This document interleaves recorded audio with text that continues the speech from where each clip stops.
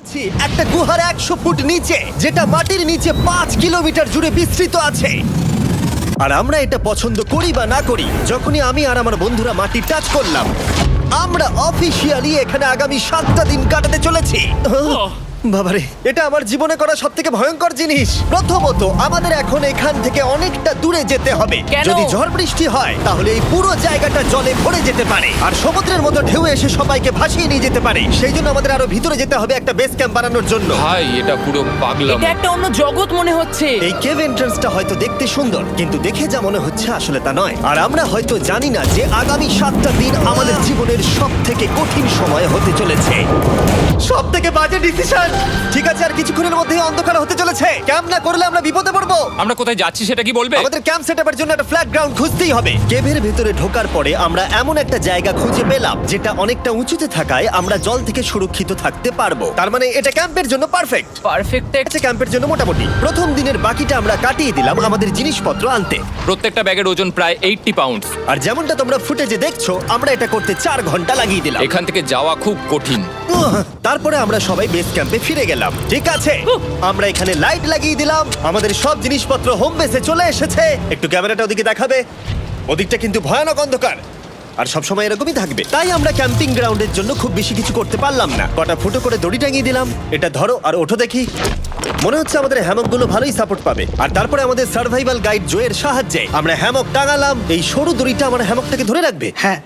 Dinner খেয়ে আমরা প্রথম রাত্রি ঠান্ডার জন্য তৈরি হলাম। আমি মিথ্যে কথা বলবো না, আমি যতটা ভেবেছিলাম তার থেকে এই হ্যামকটা অনেক বেশি কমফোর্টেবল। এই আমি তো আমার চমকেই হাতটা তো গেছিলাম। বড় কেন ভাই? এই কেভটা 2.5 কিলোমিটার ডিপ, আর আমরা এখন এন্ট্রান্সের কাছেই ক্যাম্পিং করছি। কাল আমরা তোমরা কেমন ঘুমালে? ভয়ঙ্কর। ঘুমই হয়নি। এটা সত্যি একটা অস্বস্তিকর পরিবেশ। কেবের উপর থেকে অনবরত আমাদের উপরে জল পড়েই যাচ্ছিল, তাই উপরে একটা প্লাস্টিক চাপালাম, কিন্তু তাও আমাদের হ্যামকের উপরে জল পড়েই যাচ্ছিল। একটা আইডিয়া আছে, চলো শেল্টারগুলোকে ভালোভাবে তৈরি করি। আমার মনে হয় এই প্লাস্টিকগুলোকে জুড়ে দিলে আর জল পড়বে না। বাহ, তুমি তো জিনিয়াস। আমি শুধু একজন ইউটিউবারই নয়, ঠিক আছে? আমার হ্যামকটা এটার উপরে ঝুলছিল।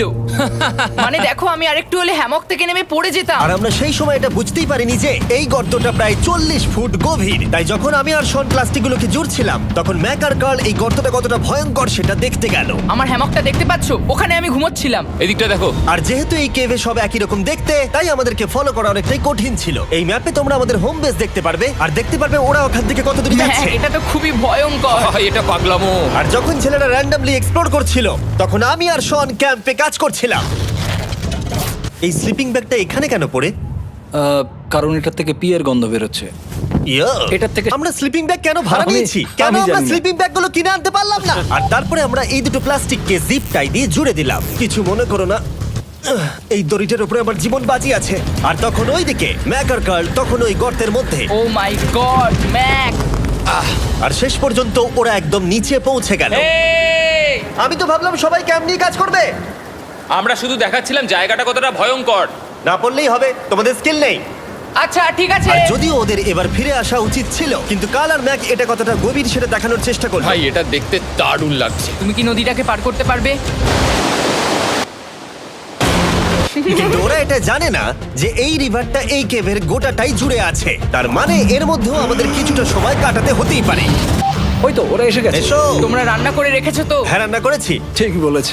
একটা নতুন বাড়ি, ঠিক বলেছি তো? একদম। এখন আমাদের একটা ছাদ আছে। আর এটা তো দারুণ। জিমি রান্না বেশ ভালোই আর করেছে। আমরা আমাদের ফায়ার পিটটাকে এই সুন্দর জায়গাটাতে নিয়ে এসেছি। জায়গাটা আরামদায়ক। এই পাথরগুলো গরমটাকে ধরে রাখবে এবং ওপর থেকে যে পি পড়ছে সেগুলোকে আটকে দেবে। ওটা পি নয়। তাহলে ওটাকে কি বলবো? যদি জানি না, হয়তো বৃষ্টির জল হবে। না, এটা বৃষ্টি নয়, না, পাথর মানে ইয়ে তুমি- করছে। এই একটু উপরে দেখাও। তুমি মেঘ দেখতে পাচ্ছো? পাথর দেখা যাচ্ছে। এটা বৃষ্টি নয়, রক পি। Rock P. ঠিক আছে, রক পি। ঠিক আছে, এটা রক পি। আর একটা শুকনো রাত ঘুমিয়ে কাটাবার পরে আমরা ঠিক করলাম জো আমাদের সার্ভাইভাল এক্সপার্ট, তাকে নিয়ে আমরা কেভের শেষ প্রান্ত অব্দি যাব। Cave, cave! Cave, cave, cave!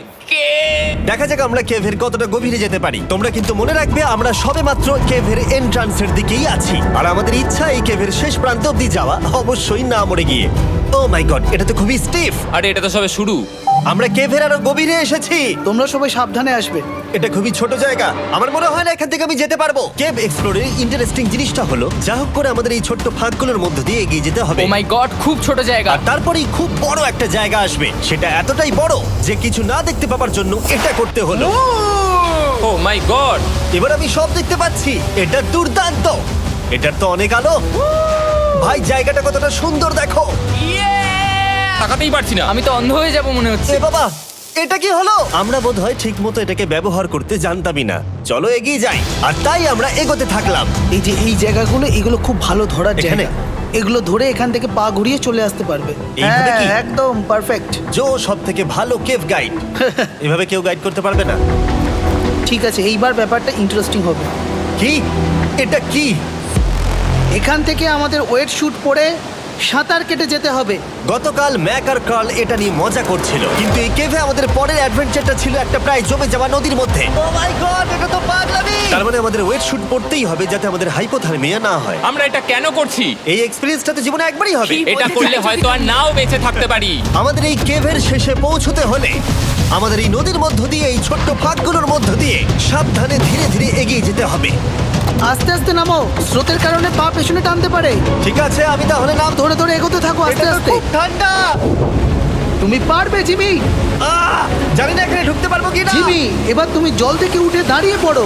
Oh my God! এটা সত্যি একটা পাগলামি। এখানে কি ঠান্ডা! যখন তোমরা খুব ঠান্ডা জলের মধ্যে থাকবে তখন একটা পাথরকে ধরে এগিয়ে চলা খুব কঠিন হবে। ও মাই গড, এটা সত্যি পাগলামি। ম্যাক, কার, চলে এসো। আমার ভয় লাগছে। চলো চলো, পারবে। ভাই। এগোতে থাকো, পেছন দিকে তাকিও না। একবার দেখো আমরা কি করছি। কিন্তু এই বাধাগুলো এতটা কঠিন ছিল না সামনে যা আসতে চলেছিল তার তুলনায়। আমরা পেরেছি। কেভ কেভ কেভ এই, কেভ। একটা কথা শোনো, আমরা 10% আসিনি। তার মানে এখনো আমরা শুধুমাত্র সার্ফেসেই রয়েছি, আর শেষ প্রান্তে পৌঁছতে হলে আমাদেরকে আরো 2 কিলোমিটার যেতে হবে। যেরকম তোমরা দেখতে পাচ্ছ এখানে 24/7 বৃষ্টি হয়, তাই আমি একটা আড্ডা মারার জায়গা তৈরি করেছি যেখানে আমরা কেউ ভিজবো না। আমি ভাবছি আমি যদি এটা না বানাতাম তাহলে কি হতো। আমি নিশ্চিত যে ওদের একটা ভেজা পাথরের উপর শুতে হতো। আমাদের ক্রমাগত এগিয়ে যেতে হবে এবং শরীরটাকে ভিজে রাখতে হবে। ঠিক আছে। নইলে আমাদের শরীরের তাপমাত্রা কমে এটা যাবে। এতটা কঠিন কেন? সব থেকে বাজে ব্যাপার হলো আমরা ততটাই আমাদের পিছন দিকে ক্যাম্পে ফিরতে হবে। আমাদের পরের বাধাটা হয়তো জলের মধ্যে নয়, কিন্তু তার মানে এটা নয় যে সেটা সহজ হবে। আরে এটা কি মাকড়সার জাল? কিন্তু আমি মাকড়সা দেখতে পাচ্ছি না। তার কেন? মানে ওটা আমাদের উপরে আছে। আরে তোমার গায়ে, তোমার গায়ে। আমার বন্ধুরা বলতে বাজে। এই কেভটা মিস্টার বিস ভিডিওর মতো, যত এগোবে ততই কঠিন হবে। সত্যি কথা বলতে যদি আমাদের সাথে জো না থাকতো আমরা মরেই যেতাম। আর 3 ঘন্টা পরে জো আমাদের জন্য একটা বাজে খবর নিয়ে এলো। জল অনেকটা বেড়ে গেছে আর আমরা অনেকটা সময় লাগিয়ে ফেলেছি, তাই আজকে আমাদের আবার ক্যাম্পে ফিরে যেতে হবে। আমি মানবো না। তুমি সেফটি এক্সপার্টের কথা অমান্য করতে পারো না। আমি এটা মানবো না। সত্যি কথা বলতে আমাদেরকে ফিরতেই হতো, কারণ এর আগে আমরা শুট করতে অনেকটাই সময় নষ্ট করে দিয়েছি। তারপর ফ্লেয়ার নিয়ে খেলেছি, তাই আমরা ফিরে যাচ্ছি আর এই মিশনটা আমরা পরের দিন আবার শুরু করব। শন, আমরা এসে গেছি। কি করছিলে? এখন তোমরা কেউ ভিজবে না। আমি তো জানতামই না এই লাইটগুলো আমরা এনেছি। এগুলো দারুণ লাগছে তাই না? দুঃখের বিষয় আজকে আমরা মাত্র 20% এগোতে পেরেছি, কিন্তু বিশ্বাস করো আমরা শেষ পর্যন্ত অবশ্যই যাব আগামী কয়েকদিনের মধ্যেই। আমার মনে হয় না। কোনোদিনই হবে না। আমি তো বললাম। আমরা ডে 4টা রেস্ট নেব আর ডে 5-এ চেষ্টা করব এই কেভের শেষ অবধি যাবার। দেখা যাক কি হয়। ডে 3-তে মজা হলো, কালকে আবার দেখা হচ্ছে। আর কেভের ভিতরে 3টে খুব বাজে রাত কাটাবার পরে পরের দিন সকালে আমাদের মাথায় শুধু একটাই কথা আসছিল। আমার একটা হট শাওয়ার চাই, তবে আমি এখন একটু শান্তি পাবো। ও, এখন শাওয়ার পেলে কিন্তু দারুণ হয়। আমি চান করিনি প্রায় 3-4 দিন হয়ে গেল। তোমরা নিশ্চয়ই জানো কেভের মধ্যে শাওয়ার করা সম্ভব নয়। আমাদের অনেকটা পথ হেঁটে সাবধানে আগের রিভার বেডের কাছে পৌঁছতে হলো। ও মাই গড! আমি আমার ব্রেনকে ফিল করতে পারছি। আমি এভাবে ব্রেনকে ফিল আমার করিনি। কপালটা জমে গেল পুরো। চলো ড্রোন দিয়ে মাথার চুলগুলো শুকিয়ে নি। এদিকে এসো ড্রোন। ও দাঁড়াও দাঁড়াও দাঁড়াও, এটা কিন্তু কাজ করছে। হ্যাঁ, দারুণ কাজ। এটার কি দরকার? আর চুল শুকানোর পর আমরা জয়ের সাথে জার্নির প্ল্যান করতে বসলাম। এটা কি জো? এটাই কেভের ম্যাপ। আগেরবার আমাদের থামতে হয়েছিল কারণ জল খুব জোরে বইছিল। এখন বৃষ্টি কম হচ্ছে, তাই কালকে আমরা নিশ্চয়ই এই কেভের শেষে পৌঁছে যাব। এটা ভয়ঙ্কর হতে চলেছে। প্রথমে আমাদের কালকে যেখান দিয়ে গেলাম সেখান দিয়ে আগে যেতে হবে। জলের মধ্যে ঝাঁপ দিতে হবে এবং পাথর দেখে হাঁটতে হবে। এগুলো সবকটা আমরা যদি পার করতে পারি তাহলে আমরা গ্লো ওয়ার্ম চেম্বারে আমরা পারবো। ওইসব বাদ দাও, আমরা ঠিক কালকে পৌঁছে যাব। কালকের প্ল্যান আমরা চক আউট করে নিয়েছি। আমরা রেস্ট করছি আর ফেস্টিভ্যাল স্মোর্টস খাচ্ছি আমাদের এনার্জি রিগেন করতে। সবাইকে চিয়ার্স। Yippee! জো এই প্রথমবার ফেস্টিভ্যাল Oh, স্মোর্টস দারুণ। খাচ্ছে। জো সত্যি কথা বলবে। এটা দারুণ, তাহলে ভালো লাগলো। এটা দারুণ লেগেছে। আমরা সত্যি কথা বলতে তোমরা যদি ফেস্টিভ্যালের সাথে স্মোর্স ট্রাই না করে থাকো তাহলে তোমরা মিস করছো। কালকে আমরা পুরো কেভটা এক্সপ্লোর করব, দেখা হচ্ছে। তাই আমরা ভালো করে ঘুমানোর চেষ্টা নিলাম কেভের শেষে যাওয়ার জন্য। আমরা আমাদের জীবনের সবথেকে ডেঞ্জারাস জার্নি করতে চলেছি। ডে 3 এর অভিজ্ঞতা মাথায় রেখে আমরা কম শুট করেছি যাতে আমরা সামনের দিকে তাড়াতাড়ি এগোতে পারি। জলটা খুব ঠান্ডা। হ্যাঁ, আগের দিনের মতোই, খুব ভালো। এই তো আর যাতে আমরা সবাই বেঁচে ফিরতে পারি তাই জো ছাড়াও আরেকজন সার্ভাইভাল এক্সপার্টকে আমরা নিয়ে এসেছিলাম। এখানেই আমরা ডে 3 তে আটকে গেছিলাম। এখন আমরা কি করব? এবারে আমরা অনেক তাড়াতাড়ি এসেছি। আমাদের পিছনে ঘন অন্ধকার, কোথায় যাব?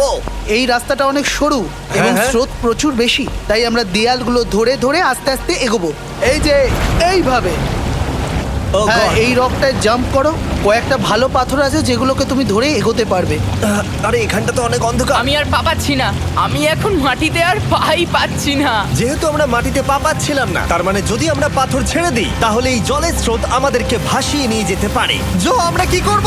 আমি এটা ধরে এসেছি, তুমি এটা ঠিক আছে, ধরো। আমি তো দেখতেও পাচ্ছি না কোথায় যাচ্ছি। জো, স্রোত আমাকে ভাসিয়ে নিয়ে চল। শুধু মুখটা এখান থেকে ঢুকিয়ে দাও, আমি হেল্প করছি। এখানে আমি ঢুকবো? হ্যাঁ, এই গর্তের মধ্যে। এই তো, খুব ভালো। এটা আমার জীবনের সবথেকে বিপজ্জনক অ্যাডভেঞ্চার। আমরা এখন কেভের অনেক গভীরে চলে এসেছি আর এবার আমাদের সামনে প্রথম বড় বাধা। এখানে জলের একটা ঘূর্ণাবর্ত আছে, যদি তুমি এর মধ্যে পড়ে যাও তাহলে তোমাকে একদম নিচে নিয়ে চলে যাবে। মানে আমরা পড়ে গেলে মরে যেতে পারি। হ্যাঁ, মানে আমরা মৃত্যুর সাথে খেলা করছি। এটা এতটা বিপজ্জনক হতে পারে আমি সত্যিই ভাবিনি। খুব ভালো। এই তো, তাহলে কি আমার পা এখানে হ্যাঁ, রাখবো? রাখো রাখো। ঠিক আছে, এই তো আমি পেরেছি। Yeah! এটা আমার ভাবনার থেকেও বেশি কঠিন ছিল। এই নদীটা কতটা শক্তিশালী এই গোটা কেভটাকে তৈরি করেছে। কিন্তু মজার ব্যাপার হলো আমরা পাথরের মতো শক্তিশালী নই। আমি শুধুমাত্র মানুষের মতোই শক্তিশালী। সৌভাগ্যবশত কাল এই অ্যাডভেঞ্চারে লিড করেনি, তার বদলে আমরা একজন অ্যাভেঞ্জার জোকে পেয়েছি। ও কতটা এক্সপার্ট তার প্রমাণ হিসেবে বলতে পারি। সে লিটারালি কতটা ওপর থেকে আমাদেরকে নদীতে ঝাঁপ দিয়ে দেখালো। ও মাই, এটা পাগলামি। কে বললো এটা পাগলামি? এটা তো আমার কাছে খুবই সহজ। আমি এটা করব। তুমি কোনোভাবেই এটা করতে পারবে না। আরে কি বলছোটা কি তুমি? আমি এক্ষুনি করতে চাই। চলো যাচ্ছি Joe. Godspeed back. Jimmy আমার সাথে যা যা করেছে তার কাছে এটা তো কিছুই নয়। 3, 2, 1।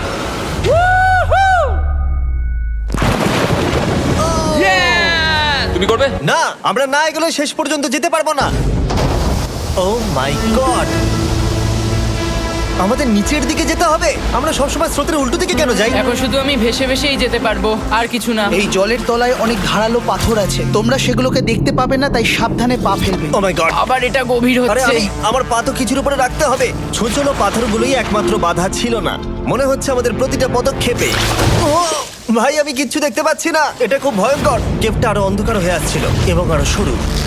আর তখন আমরা জানতাম না যে আমরা ফিনিশ লাইন অবধি পৌঁছতে পারবো কিনা। আমি কেভে আরো কঠিন বাধা আসার আগে তোমাদেরকে আমি কিছু দেখাতে চাইবো। জো, তোমার ব্যাগটা দাও। Thank you. তুমি জানো এর মধ্যে কি আছে? না, জানি না কি আছে। Brand new mister beast lab swamp. সত্যি কথা বলছি, গত 5 ঘন্টা ধরে যেহেতু আমি অনেক পরিশ্রম করেছি, তাই কোনো মতেই এখন এটা আমি বলার মতো অবস্থায় নেই। তাই এটা শুট করার 1 মাস পরে আমি পুরো কেপ সেটটা তৈরি করলাম ফিউচার জিমি নেম ট্যাগ দিয়ে। তারপরে বললাম, হে, আমি ফিউচার জিমি, আর আমি এখন তোমাদেরকে বলবো brand new toy line of mister beast lab swamp সম্পর্কে। এটা একটা কালেক্টেবল টয় লাইন, আর এখানে 119টা ইউনিক ডিজাইন ক্যারেক্টারও আছে যা তোমরা কালেক্ট করতে পারো। আর সবথেকে দারুণ ব্যাপারটা হলো, কোন ক্যারেক্টারটা তুমি পেয়েছো সেটা জানতে হলে এই টিউবে ওয়াটার দিয়ে নাড়াতে হবে আর তোমার সোয়ামস তোমার সামনে চলে আসবে। আর আমি এটা ডেমনস্ট্রেট করতে এই বিশাল বড় টিউবটাকে বানিয়েছি। এই টিউবটাকে জল দিয়ে ভরে দাও। তোমাদের এত জলের দরকার নেই, এটা অনেক বড় বলে এত লাগছে। ঠিক আছে, এটা এখন জলে ভর্তি হয়ে গেছে। এবার এটাকে একটু নাড়াতে হবে। এটা কি আর নাড়াতে হ্যাঁ হবে? হ্যাঁ, অনেক নাড়ানো হয়ে গেছে। এবার জল ঢালো এখানে। জো ঢালছে। পরে তোমরা দেখতে পাবে তোমরা কোন সোয়ামটা পেয়েছো। এটা সবথেকে রেয়ার হাইপোক্রোম, যেটা মাত্র 1000টা বানানো হয়েছে। জো, এটা তোমার। থ্যাংক ইউ সো এটা মাচ। চাই। আর এটা তোমার। কাল কি নেবে? আমার কাছে দুটোই ছিল। আর আমরা শুধু সোয়ামেই থেমে নেই, আমরা এই অ্যাকশন ফিগার প্যান্থারগুলো বানিয়েছি যেগুলো এই ব্রিফকেসে আছে। আর এই সোয়ার্মের মতো এই মিউটেটর যখন তোমরা কিনবে দেখতে পাবে এর ভেতরে কি আছে। কোথায় কিনবো? ভালো হয়েছে জিজ্ঞাসা করলে। মিস্টার বিস্ট ল্যাব টয়েস এখন তোমরা পৃথিবীর সব জায়গায় পেয়ে যাবে। এগুলো সব বেরিয়ে গেছে, তোমরা গিয়ে কিনে নাও। আর কেবের মধ্যে অনেক সমস্যা পেরোনোর পরে আমরা ফাইনালি পৌঁছে গেলাম গ্লো ওয়ার্ম চেম্বারে। ভাই, এবার খুব ভালো লাগছে। ঠিক আছে টিম, তোমাদের গ্লো ওয়ার্ম চেম্বারে স্বাগত। এ তো দারুণ। এটা দারুণ লাগছে। ভাই এটা পৃথিবী মনে হচ্ছে না এখানে একদমই। যে আলো তোমরা দেখতে পাচ্ছ সেগুলো আসলে ছোট্ট ছোট্ট বায়োলুমিনেসেন্ট গ্লো ওয়ার্ম তৈরি করেছে। এটা দেখতে অনেকটা মিল্কি ওয়ে গ্যালাক্সির মতো লাগছে। ওয়াও! আর এই মুহূর্তটা, এই ভিউ, সত্যি বলতে এই ট্রেকের সমস্ত ক্লান্তি যেন দূর করে দিল। এখানে অবধি পৌঁছানো যেন সত্যি একটা অ্যাচিভমেন্ট। যাত্রা শেষ হয়নি, কারণ আমাদের এখান থেকে এখন বেস ক্যাম্পে ফিরতে হবে। আজকে ডে 6 হতে চলেছে, এখন ওরা আসেনি আর আমি খুব ক্লান্ত। আমার মনে হয় না আমি ভালো করে ঘুমোতে পারবো, ওদের জন্য খুব চিন্তা হচ্ছে। এই ট্রিপটা অনেকটাই সহজ ছিল কারণ আমরা স্রোতের সাথে ভেসে ভেসে যাচ্ছিলাম। আর যেহেতু তোমরা এই ট্রিপটা দেখেছো তাই আমরা এটাকে স্কিপ করলাম। কিন্তু সত্যি বলতে এই জার্নিটাও অনেকটা বেশি সময় নিল, কারণ আমরা ক্যাম্পে পৌঁছানোর আগেই 6 নম্বর দিন চলে এলো। শন, সবাই ঠিক আছে তো? আমার খুব চিন্তা হচ্ছিল। Happy day 6। ডে 6 খুব ভালো। এনার্জি বাড়াতে আমরা আগুনের উত্তাপ নিলাম এবং ফাইনালি আমরা কিছু খেতে পেলাম। এটা খুবই অ্যাডভেঞ্চারাস ডে ছিল। কালকে দেখা হচ্ছে, মানে আজকেই হয়তো। এটা হয় ডে কোনোদিন 6 হবে না। নাকি আজকে, না আমি জানি না। এত বড় ট্রেক সম্পূর্ণ করার পরে শারীরিকভাবে চূড়ান্ত ক্লান্ত হওয়া সত্ত্বেও জানি না কেন কিন্তু আমি একদমই ঘুমাতে পারছিলাম না।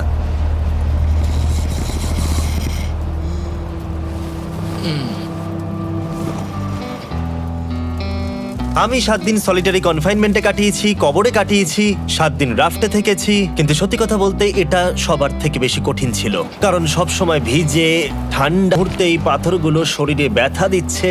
বেশিরভাগ সময়টাই এই কেভটা দুঃস্বপ্নের মতো ছিল। কিন্তু তোমার আর আমার মধ্যে জিমি! ইয়ো! গার্ড, আমাকে দেখতে পাচ্ছ? এটা পৃথিবীর সবথেকে উজ্জ্বল টর্চ। মজার মুহূর্ত অনেক ছিল। মাটির নিচে 300 ফুট গভীরে অভিযান চালানো থেকে আমাদের সবাই মিলে হ্যামক নিয়ে হাসাহাসি করা সবকিছুই এই অভিযানের অংশ ছিল। যেহেতু আমাদের সঙ্গ দারুণ, চলো তিমির মতো আওয়াজ করো। তাই এই ভিজে ঠান্ডা পাথুরে অদ্ভুত কেভের ট্রিপটা বদলে গেল আমাদের জীবনের সব থেকে সুন্দর মুহূর্তে।